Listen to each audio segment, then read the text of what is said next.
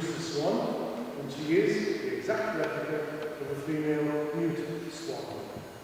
And the amount of silver they used just to make the bird itself, it was 30 pounds of silver. That's about 13 kilos. It's very, very basic construction. She has 3 clocks. One clock will control the glass rods, which when they were made, they were twisted. When they operate today, it does resemble running water. The second clock controls the music box. This music box plays 6 different tunes. And the third most important of the 3 clocks will control the beak, head, the neck of the swan, and the fish, I know you can't see, in the foreground. Men responsible for its creation. There are 2 main models. One was the Swan silversmith. He went by the name of James Cox. But I find no proof that Mr. Cox was a silversmith in London towards the end of the 18th century. He was a businessman. He owned arcades museums in London where these would play for London. One of these arcade museums, he named it the Golden Earth. It was off Fleet Street in a little place called Shoe Lane. Shoe Lane still exists in London today. The museum, I'm afraid, disappeared a long time. Now, I also discovered in 1772 to see this operate with a cost of every one of his children included 1 guinea each. The value of things today is around £110. So you'll cover the rest later. And I'm afraid that opens to history. Shoe Lane is notorious. It's basically where the Georgian gentlemen played the door for their evening entertainment, and we'll let that story there. Most famous landmark we have Shoe Lane today is St. Paul's Cathedral. Now the second man, he was responsible for the clock mechanism. He was an eccentric Flemish inventor. He went by the name of John Joseph Miller. Now he made these quite large numbers, but he was responsible. He invented the roller skate, a musical keyboard instrument, and rotisserie. Now he also had a museum arcade in London. We called it Merlin's Cave. It was situated in Hanover Square. Towards the end of his life, Merlin, he had a young man visiting in Merlin's Cave. This guy was called Charles Babbage, the computer man. They made good friends, and he eventually Babbage to all these things. Have I got any questions? No. Good. Right, Posey bought this swan, he bought it in 1872. He paid £200 for it. Would anybody want to guess, children, what's the value of the swan? What's it worth? 5,000, good guess. What's the antiques program?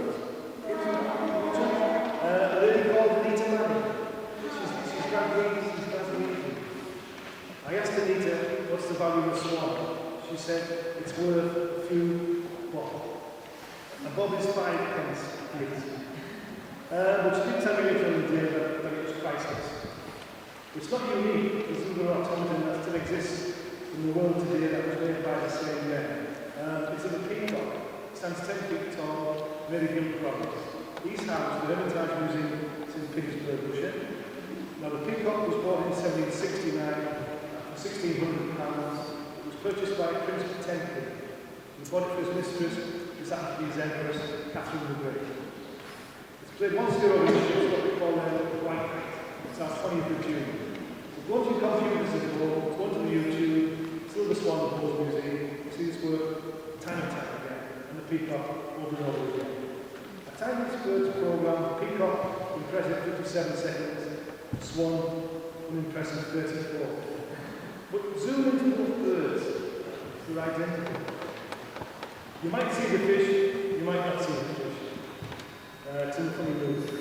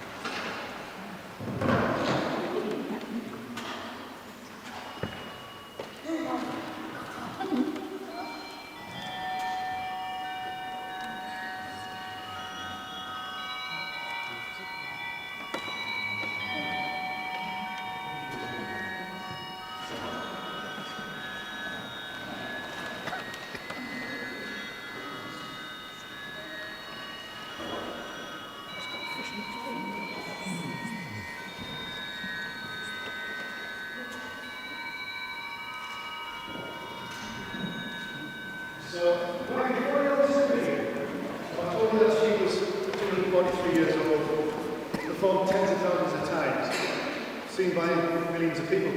But every single time, that bird, it's done something wrong. What's it done wrong with?